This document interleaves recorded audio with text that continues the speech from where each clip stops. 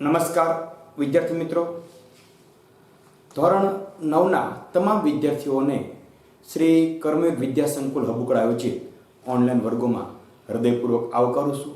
મિત્રો, ખૂબ જ સરળતાથી આપણે સામાજિક વિજ્ઞાનના પ્રથમ એકમ એટલે કે ભારતમાં બ્રિટિશ સત્તાનો ઉદય તરફ ધીરે ધીરે આગળ વધી રહ્યા છીએ અને આગળના 1 થી 4 લેક્ચરમાં આપણે કઈ કઈ બાબતોનો અભ્યાસ કર્યો હતો તો કે સૌથી પહેલા તો આપણે ભારત અને યુરોપ વચ્ચેના વેપારી સંબંધો, ભારતની કઈ કઈ વસ્તુની ત્યાં માંગ હતી અને શા માટે યુરોપના લોકોને ભારત આવવાના નવા જળમાર્ગ શોધવાની જરૂર પડી, આપણે તેની વાત કરી હતી.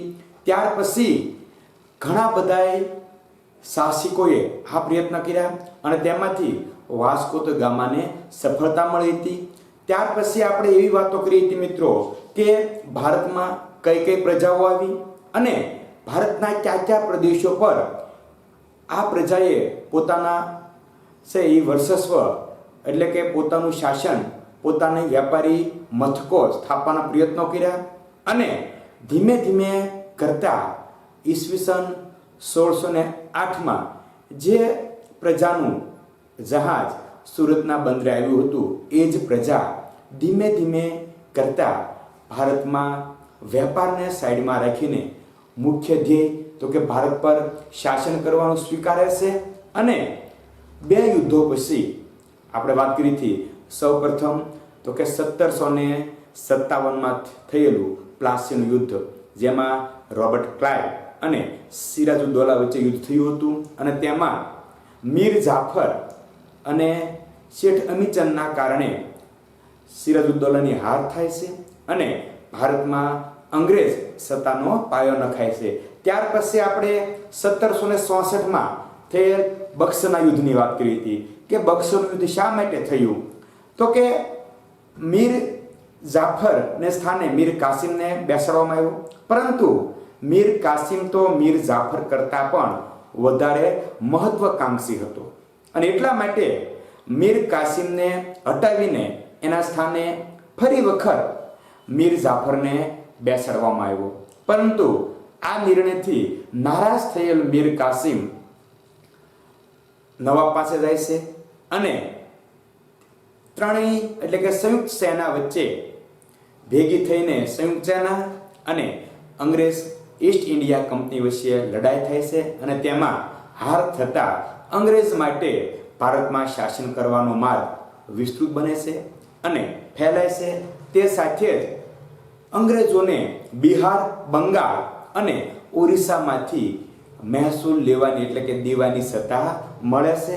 ત્યાર પછી આપણે એવી વાત કરી હતી કે 1773નો ધારો, આપણે આની આગળના લેક્ચરમાં 1773માં ધારાની વાત કરી હતી. તેમાં શું હતું તો કે એ કાયદા પ્રમાણે બંગાળનો ગવર્નર હોય એને શું બનાવવામાં આવ્યો હતો તો કે 1773ના કાયદા પ્રમાણે બંગાળના ગવર્નરને ગવર્નર જનરલ બનાવી કંપનીના વ્યાપારી અને રાજકીય હેતુ તેની નીચે લાવી દેવામાં આવ્યા. આ સાથે જ અન્ય 2 પ્રદેશના ગવર્નર, કયા પ્રદેશના, મુંબઈ અને મદ્રાસ એટલે કે ચેન્નઈ, આ બંનેના ગવર્નર તેની નીચે કામ કરતા હતા અને તેની કમિટી કામ કરતી હતી. ત્યાર પછી આપણે એ થોડીક વાત કરી હતી કે મરાઠા વિગ્રહ કે પ્રથમ મરાઠા વિગ્રહ અને મૈસૂરના હૈદર અલી સાથે દ્વિતીય મૈસૂર વિગ્રહ થયો અને આ બંને સત્તા અથવા બંને જે સંગ્રામ છે, બંને વિગ્રહ એક સાથે થતા અંગ્રેજોને થોડી ઘણી તકલીફ પડી. પરંતુ ત્યાર પછી હોરંગ હેસ્ટિંગ્સ, આપણે ત્યારે પણ વાત કરી હતી કે હોરંગ હેસ્ટિંગ્સ બાદ ભારતનો પ્રથમ જનરલ ગવર્નર એટલે હોરંગ હેસ્ટિંગ અને ત્યાર પછી જે વ્યક્તિ ભારતમાં આવે છે એનું નામ હોય છે કોર્નવાલિસ.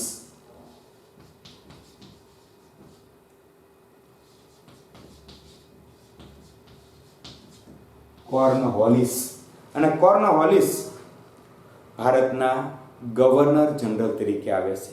કોના પછી?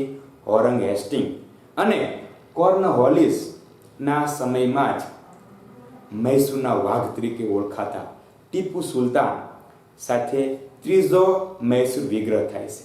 જો પ્રથમ, દ્વિતીય અને તૃતીય મરાઠા વિગ્રહનો અભ્યાસ આપણે જોવાનો છે કે કોર્નવોલિસ જ્યારે ભારતમાં ગવર્નર જનરલ બનીને આવ્યા ત્યારે એક મૈસૂરનો એક એવો રાજા કે જેનો સમગ્ર રાજ્યમાં દબદબો હતો, અને એ એટલે ટીપુ સુલતાન.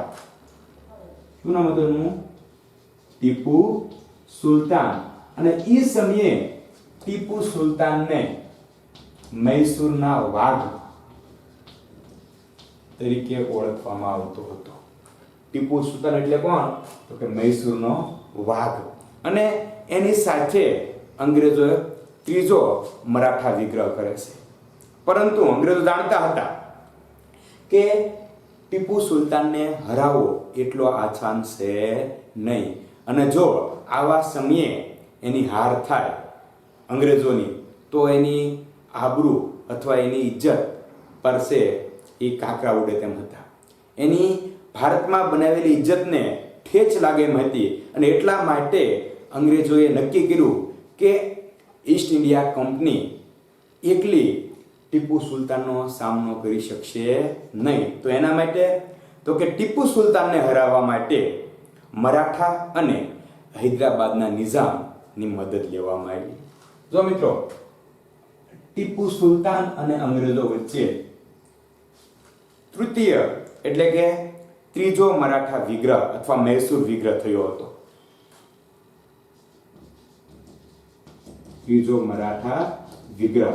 પરંતુ અંગ્રેજોની કંપની એટલે કે ઈસ્ટ ઇન્ડિયા કંપની એકલી લડી શકે તેમ ન હોવાથી નક્કી કરવામાં આવ્યું કે ટીપુ સુલતાનને હરાવવા માટે મરાઠા અને નિઝામની મદદ લેવામાં આવશે.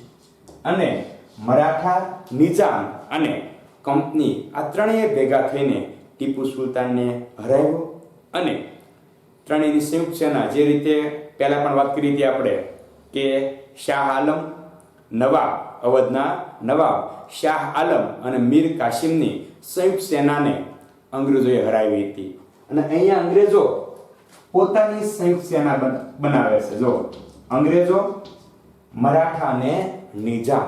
પરંતુ પહેલા કરતા પરિણામ કંઈક જુદું આવે છે, કારણ કે તે વખતે તો કે અંગ્રેજો પાસે સંયુક્ત સેના ન હતી, પરંતુ કોની પાસે સંયુક્ત સેના હતી? તો કે મીર કાસિમ, અવધનો નવાબ અને મુઘલ બાદશાહ શાહ આલમ પાસે સંયુક્ત સેના હતી. અહીંયા કેવું થાય છે?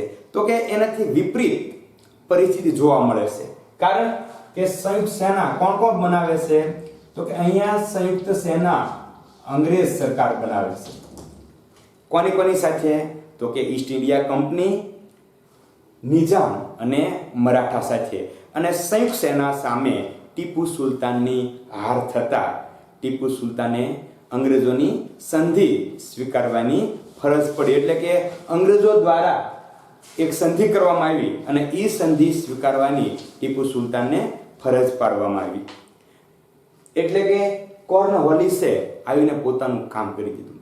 જો મિત્રો, સૌથી મહત્વની બાબત એ છે કે ઇંગ્લેન્ડથી આવતા ગવર્નર જનરલ બહુ લાંબો સમય સુધી ભારતમાં ટકતા નથી.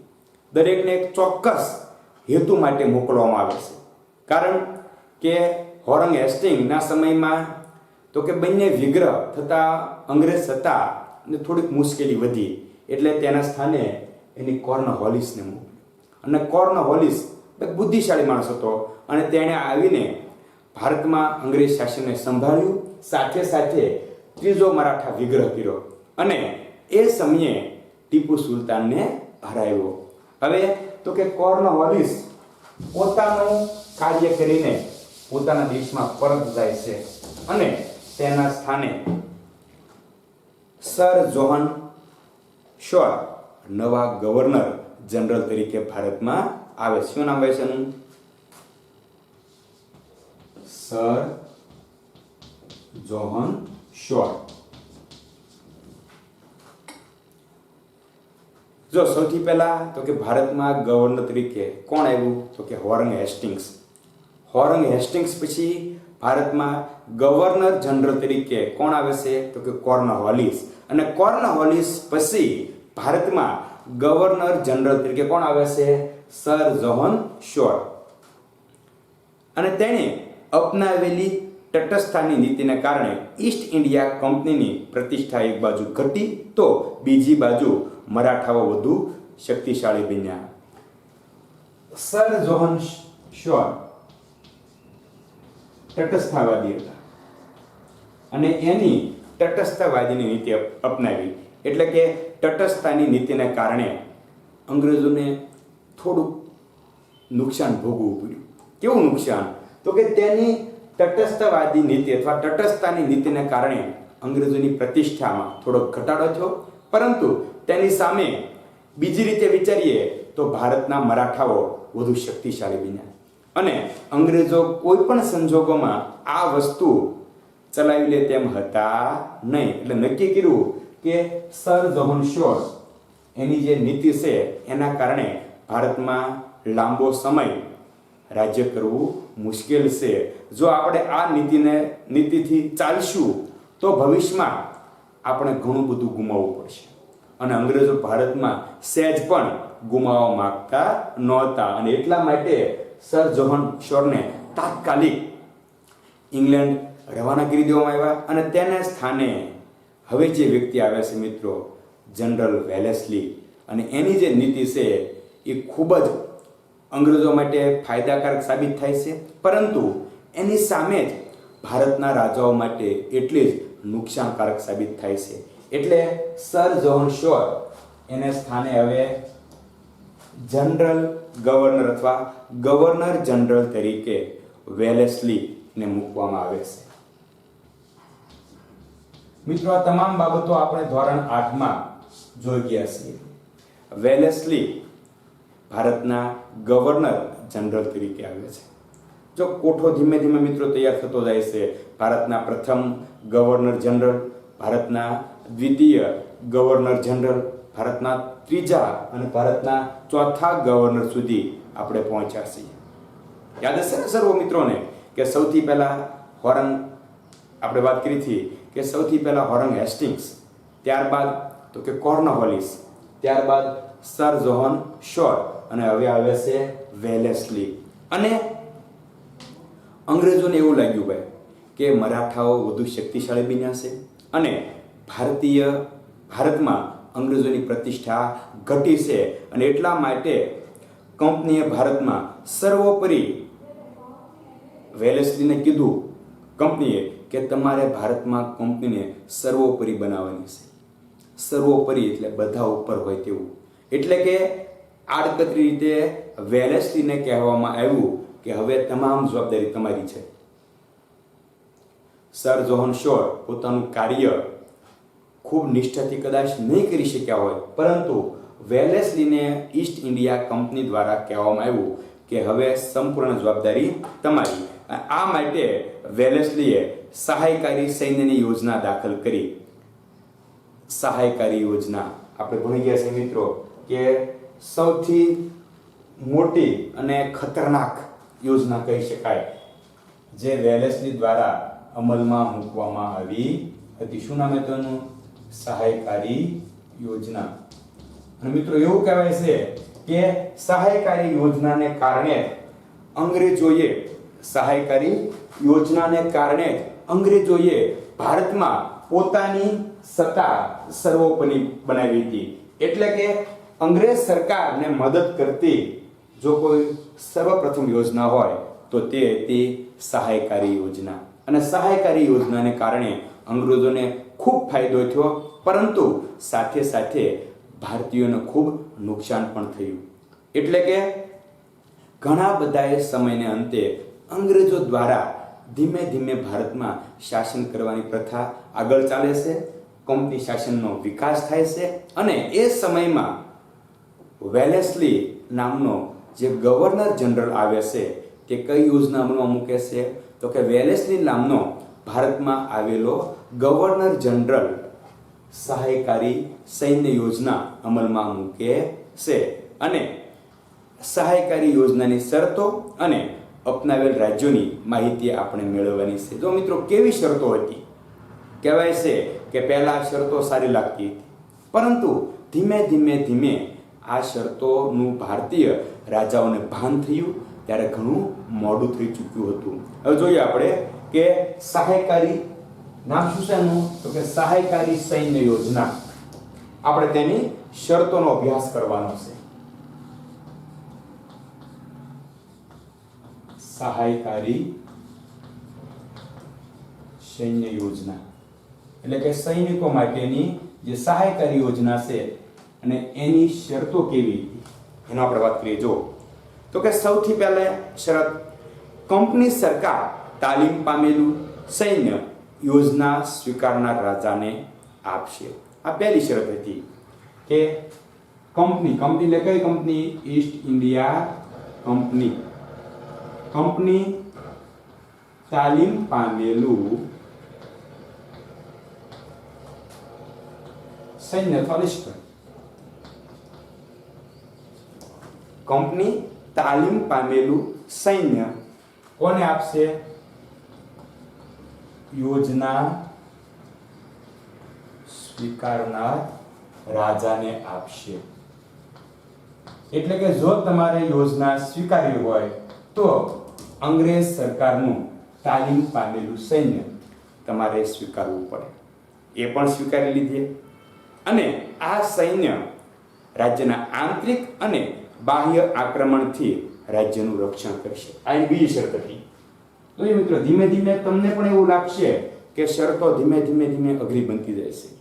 કોઈ પણ રાજા પહેલી શરત વાંચે એટલે ખુશ થઈ જાય કે બહુ સારી બાબત છે, આપણને તાલીમ પામેલું એક લશ્કર મળશે, એક સૈન્ય મળશે, અંગ્રેજ લશ્કર મળશે અને જેના કારણે આપણે કોઈ પણ રાજાને હરાવી શકશું.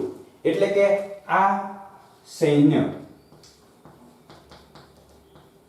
રાજ્યના, જો અહીંયા પણ બહુ મહત્વની બાબત છે કે રાજ્યના આંતરિક એટલે રાજ્યના અંદરના ઝઘડાઓ પણ આ લશ્કર જ સોલ્વ કરશે. એટલે કે રાજ્યના આ સૈન્ય રાજ્યના આંતરિક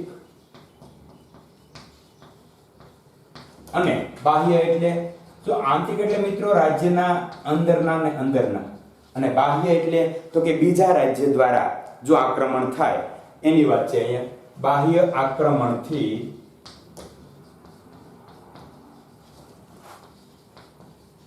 રાજ્યને બચાવશે. આ બીજો પોઈન્ટ મિત્રો થઈ ગયો આપણા માટે કે આંતરિક અને બાહ્ય આક્રમણથી બચાવશે. કોને? તો કે જે રાજા આ શરત સ્વીકારે અથવા આ સહાયકારી સૈન્ય યોજના સ્વીકારે તેને. હવે બે ધીમે ધીમે મિત્રો શરત અઘરી બનતી જાય છે. જુઓ, તેના બદલામાં યોજના સ્વીકારનાર રાજાઓએ લશ્કરી ખર્ચ આપવો પડશે. લ્યો, લશ્કર કોનું? અંગ્રેજોનું, પણ ખર્ચ આપવો. આ તો એવી વસ્તુ થઈ ને કે તમે કોઈ વસ્તુ લાવો એનું મૂલ્ય તમે ચૂકવો તો એ વસ્તુ તમારી જ હોય ને. પરંતુ અહીંયા થોડુંક અઘરું છે, મૂલ્ય ચૂકવવાનું છે પણ વસ્તુ આપણી બનશે નહીં. એટલે આ અઘરી બાબતો હવે શરૂ થાય છે. આ બદલામાં અથવા આના બદલામાં પણ કહી શકાય, તેના બદલામાં આના બદલામાં યોજના સ્વીકારનાર રાજા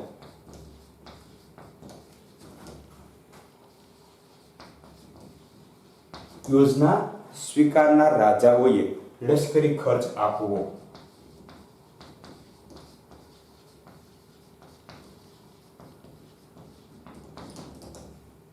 એટલે કે લશ્કર અંગ્રેજોનું, પરંતુ એનો ખર્ચ ભારતીય રાજાઓએ આપવાની વાત છે. અને જો એટલી રકમ રાજા ન આપી શકે તેમ હોય તો તેટલી આવક ધરાવતો પ્રદેશ અંગ્રેજોને આપવો,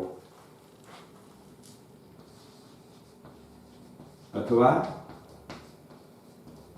તેટલી આવક ધરાવતો પ્રદેશ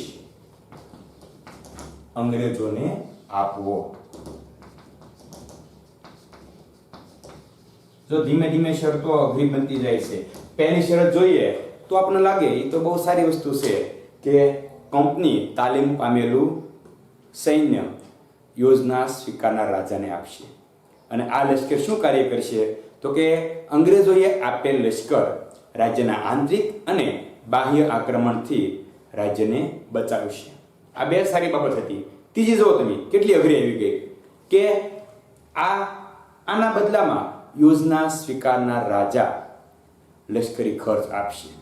અને જો એ રાજા નબળો હોય અથવા પોતાની પાસે રોકડ રકમ ન હોય તો શું કરવાનું? તો કે તેટલી જેટલો લશ્કરનો ખર્ચ થતો હોય એટલી જ આવક ધરાવતો પ્રદેશ અંગ્રેજોને આપી દેવાનો.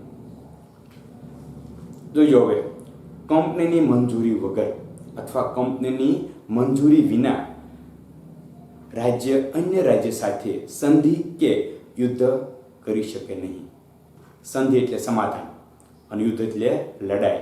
પહેલા એવું હતું, ભારતીય રાજાઓ સ્વતંત્ર હતા.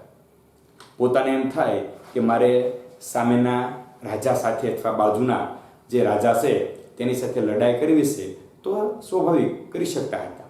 પરંતુ આ યોજના સ્વીકારનાર રાજા માટે આ વસ્તુ હવે તો કે અટકી પડશે.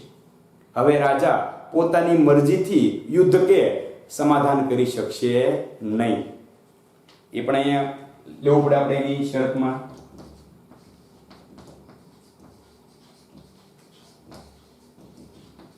મંજૂરી પણ કહી શકાય અને પરવાનગી પણ કહી શકાય. આ કૌંસમાં પરવાનગી પણ લખી શકાય, લખ્યું હોય તો કે કંપનીની મંજૂરી વગર રાજ્ય, કયું રાજ્ય? તો કે જેણે આ યોજના સ્વીકારી છે તે રાજ્ય અન્ય રાજ્ય સાથે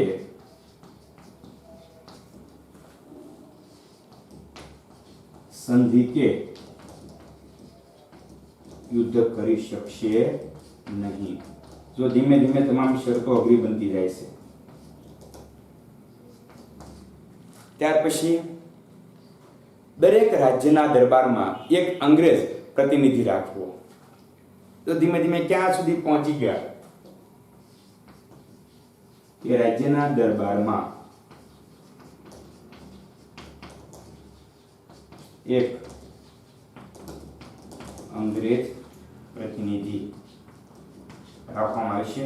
અને સૌથી છેલ્લે જો આ શરત એવી હતી કે તેના કારણે રાજાઓ મજબૂર બની ગયા કે અન્ય વિદેશીને પોતાના રાજ્યમાં નોકરીએ રાખવો નહીં. જો રાજાને નોકરી આપી હોય તો માત્ર અંગ્રેજને જ આપી શકે.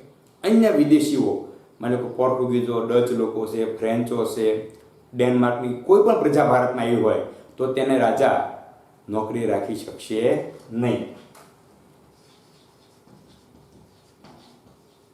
અન્ય વિદેશી પ્રજાને નોકરીએ રાખવા નહીં. જો મિત્રો, આ તમારી સામે જે બતાય છે તે શું છે? તો કે આપણે 1 2 3 4 5 અને 7 શરતો આપણને બતાય છે. અને આ શું છે? તો કે વેલેસ્લી દ્વારા સહાયકારી સૈન્ય યોજના જે અમલમાં મૂકવામાં આવી હતી એની શરતો છે કે વેલેસ્લીએ અલગ અલગ રીતે પોતાની શરતો સ્વીકારવા માટે રાજાઓને મજબૂત કર્યા હતા. અને ધીમે ધીમે એવું કહેવાય છે કે તમામ રાજાઓ આ જાળમાં ફસાઈ જાય છે. કારણ કે આ જાળ કોની બિછાવી હતી? તો કે આ જાળ ભારતમાં આવેલ ગવર્નર જનરલ વેલેસ્લી બિછાવી હતી. અને તેમાં તો કે કેટલા રાજાઓ ફસાઈ ગયા આપણે એનો પણ પરિચય મેળવવાનો છે. પરંતુ સૌથી પહેલા તો આપણે આ 7 જે સહાયકારી સૈન્ય યોજનાની શરતો છે એનો અભ્યાસ કરી લઈએ. જોઈ લઈએ એક વખત કે કઈ રીતે આ બાબતોનો આપણે સરળતાથી યાદ રાખી શકાય. કે મિત્રો, ઘણી વખત પૂછાય કે સહાયકારી યોજનાની શરતો જણાવો. આ તમામ શરતો આપણે ધોરણ 8માં ભણી ગયા છીએ, પરંતુ થોડુંક જો આગળ આપણે વાત કરવી હોય તો મિત્રો સૌથી પહેલી શરત કઈ બનશે? પ્રથમ બંને શરતો એકદમ સહેલી છે કે કંપની તાલીમ પામેલું લશ્કર યોજના સ્વીકારનાર રાજાને આપશે. અને આ લશ્કર શું કાર્ય કરશે? તો કે આ સૈન્ય રાજ્યના આંતરિક અને બાહ્ય આક્રમણથી રાજ્યને બચાવશે. આ બાબત પછી ત્રીજી બાબત કઈ બનશે? તો કે જે અંગ્રેજી લશ્કર રાજાઓને મળ્યું છે એના બદલામાં રાજાઓએ લશ્કરી ખર્ચ આપવો પડશે. માની લો કોઈ રાજા સહાયકારી સૈન્ય યોજના સ્વીકારે છે તો તેણે લશ્કરનો તમામ ખર્ચ આપવો પડશે. હવે જો રાજા ખર્ચ ન આપી શકે તો કે એના માટે પણ અંગ્રેજોએ એક યોજના બહાર પાડી હતી. કઈ યોજના? તો કે જે ખર્ચ થતો હોય તેટલી આવક ધરાવતો જ પ્રદેશ રાજાઓને આપી દેવો. ત્યાર પછી કંપનીની મંજૂરી વગર અથવા કંપનીની પરવાનગી વગર રાજ્ય અન્ય રાજ્ય સાથે યુદ્ધ કે સંધિ ન કરી શકે. દરેક રાજ્યના દરબારમાં એક અંગ્રેજ પ્રતિનિધિ રાખવો, જેથી રાજ્યની તમામ માહિતી અંગ્રેજની ઈસ્ટ ઇન્ડિયા કંપનીને મળતી રહે. જો રાજ્ય કાંઈ નવું દાવ અથવા કાંઈ નવી નીતિ અપનાવવાની તૈયારી કરે તો તરત જ અંગ્રેજ ઈસ્ટ ઇન્ડિયા કંપનીને જાણ કરી દેતો હતો. એટલે કે આપણા દરબારમાં થતી વાતો પર પણ હવે નિયંત્રણ મૂકવામાં આવ્યા હતા. અને સૌથી છેલ્લે અન્ય વિદેશી પ્રજાઓને આ યોજના સ્વીકારનાર રાજા નોકરીએ રાખી શકશે નહીં. તો આ મિત્રો વાત થઈ ગઈ સહાયકારી સૈન્ય યોજનાની શરતોની. અને હવે આપણે એ બાબત જોવાની છે કે આ યોજના કોણે સ્વીકારી? તો કે સૌથી પહેલા હૈદરાબાદના નિઝામે સહાયકારી યોજના સ્વીકારી હતી. ત્યાર પછી મૈસૂર, અવધ, ગાયકવાડ, સિંધિયા, ભોંસલે અને હોલકર વગેરે રાજ્યો અથવા રાજાઓ અને રાજ્યોએ આ યોજના સ્વીકારી હતી. આપણે તેના નામ પણ જોઈ લઈએ કે કયા રાજ્ય. અહીંયા ઘણા બધા રાજ્યના નામ છે, તો તેની સાથે સાથે ઘણા બધા રાજાઓના પણ નામ છે. કારણ કે નિઝામ એટલે કયા રાજ્યનો? તો કે હૈદરાબાદનો નિઝામ.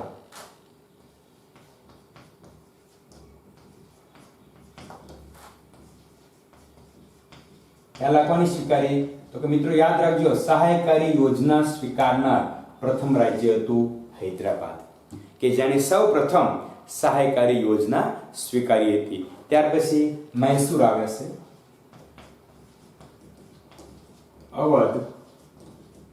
અવધ અને મૈસૂર આ બંને રાજ્યના નામ છે. ગાયકવાડ પણ રાજ્યનું નામ છે. હવે પછીના જે નામ છે એ રાજાઓના નામ છે. સિંધિયા, ત્યાર પછી ભોંસલે અને સૌથી છેલ્લે આવશે હોલકર. આ તમામ રાજા અથવા રાજ્યો સહાયકારી યોજનામાં ની જે ઝાડ હતી તેમાં ફસાઈ ચૂક્યા હતા. તમે જો આપણને સરસ મજાનો ટેક્સ્ટ બુકમાં ફોટો પણ આપેલો છે, તમને બતાવે છે કે એક કાર્ટૂન રૂપે આપણને બતાવવાનો પ્રયત્ન કર્યો છે કે બહાર જે વ્યક્તિ ઊભો છે ઝાડ હાથમાં લઈને તે કોણ છે? તો કે તે છે ભારતનો ઇંગ્લેન્ડથી આવેલો ગવર્નર જનરલ વેલેસ્લી છે, કે જેણે સહાયકારી યોજના બહાર પાડી હતી. અને ઝાડમાં જે રાજાઓ આપણને બતાવે છે તે તમામ રાજાઓ તો કે જેણે સહાયકારી યોજના સ્વીકારી હતી. આ યોજના એક મીઠા ઝેર સમાન હતી. ઘણીવાર મિત્રો પૂછાય છે કે સહાયકારી યોજના કોના જેવી હતી? તો સહાયકારી યોજના મીઠા ઝેર જેવી હતી. અથવા એમ પણ પૂછાય છે કે સહાયકારી યોજનાને ખાલી જગ્યા નામે પણ ઓળખવામાં આવે છે. તો કે મીઠા ઝેર સમાન યોજનાની સાથે પણ એની ઓળખાણ છે. આ યોજનાનો અમલ કરી વેલેસ્લીએ ઘણા પ્રદેશો ઈસ્ટ ઇન્ડિયા કંપનીમાં જોડી દીધા. ગવર્નર જનરલ વેલેસ્લીએ ટીપુને સહાયકારી યોજના સ્વીકારવા જણાવ્યું, જેનો તેણે ઇનકાર કર્યો કે ટીપુ સુલતાન જે ત્રીજો મૈસૂર વિગ્રહ હારી ગયો હતો. અંગ્રેજોને લાગ્યું કે હવે ધીમે ધીમે કરતા આપણી પકડ મજબૂત થઈ ગઈ છે અને આ ભારતમાં અંગ્રેજોનો વિસ્તાર વધારવાનો સૌથી મોટો જો ફાળો હોય તો તે હતો વેલેસ્લીનો. એટલે વેલેસ્લીએ ટીપુ સુલતાનને સહાયકારી યોજના સ્વીકારવા માટે કીધું, પરંતુ ટીપુ સુલતાન આ બાબત સાથે સહમત થયા નહીં અને તેને ઇનકાર કર્યો કે હું સહાયકારી યોજના સ્વીકારવા માંગતો નથી. યોજના સ્વીકારવાનો ઇનકાર થતા કંપનીએ નિઝામનો સાથ મેળવી મૈસૂર ઉપર 1799માં આક્રમણ કર્યું. આ ચોથા મૈસૂર વિગ્રહ દરમિયાન યુદ્ધમાં લડતા ટીપુ સુલતાન મૃત્યુ પામ્યો હતો. અહીંયા ફરી વખત આપણે ટીપુ સુલતાનને યાદ કરવો પડશે, કારણ કે ટીપુ સુલતાન એટલે તો કે મૈસૂરનો વાઘ.